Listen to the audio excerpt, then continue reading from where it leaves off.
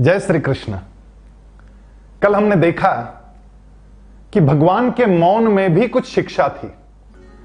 उनका चुप बैठकर केवल सुनना भी हमें बहुत कुछ सिखा गया। आज उसी प्रकार हम देखेंगे कि भगवान के हास्य में भी कुछ सीख है। अर्जुन की अवस्था तो बड़ी कठिन थी। वह गलितगात्र था, क्रोध से, निराशा से ग्रस्त था, बिल्कुल डिप्रेशन में ही था।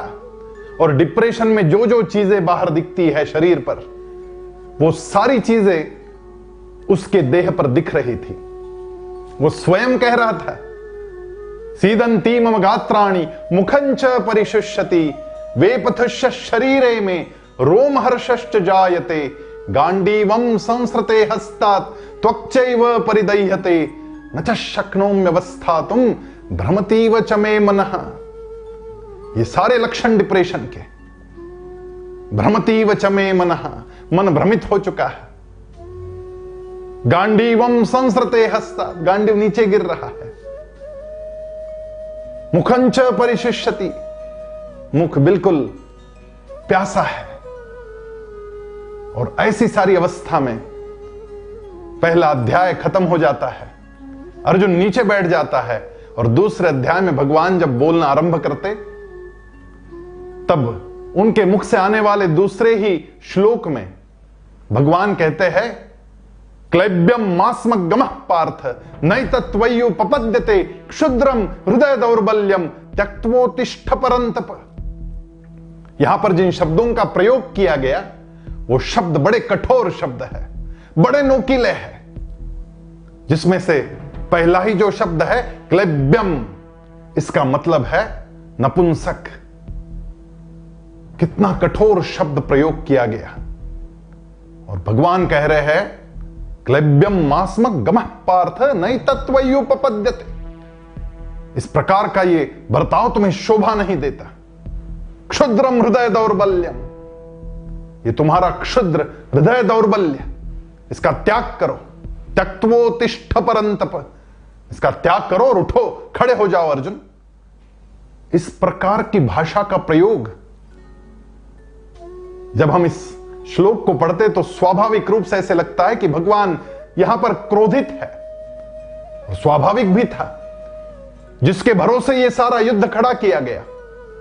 या 18 अक्षौहिणी सेना सारी भारतवर्ष से वहां इकट्ठा थी कुरुक्षेत्र पर।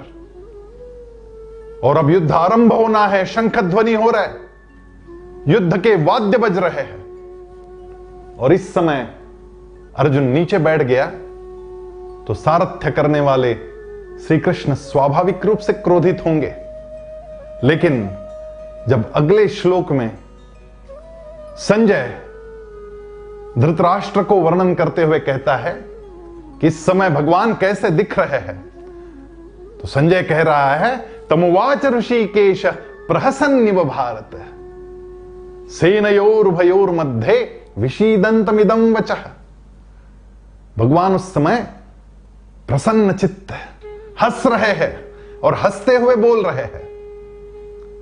यदि यही शब्द बिना हंसते हुए बोले जाते तो उनका अर्थ कुछ अलग हो जाता है। लेकिन हंसते हुए बोले गए शब्द तो अर्थ बदल जाता है। कोई यदि दुखी मन से अपने पास आता है और हम उसकी पीठ से हाथ घुमाते हुए हंसते हुए कहते हैं कि चिंता मत करो, मैं हूं ना, तो हमारी ये हंसी उसके लिए आश्वासक बन जाती है। हमारे स्मित हास्य से सामने वाले के हृदय में हम प्रसन्नता का निर्माण कर देते हैं। यदि हम मंद मंद मुस्कुरा रहे या उपरोधिक मुस्कुरा रहे तो सामने वाले के लिए उसका अर्थ कुछ और हो जाता है। यदि हमारी हंसी राक्षसी विकट हंसी है तो यह विकट हास्य सामने वाले के मन में भय या क्रोध निर्माण कर सकता है।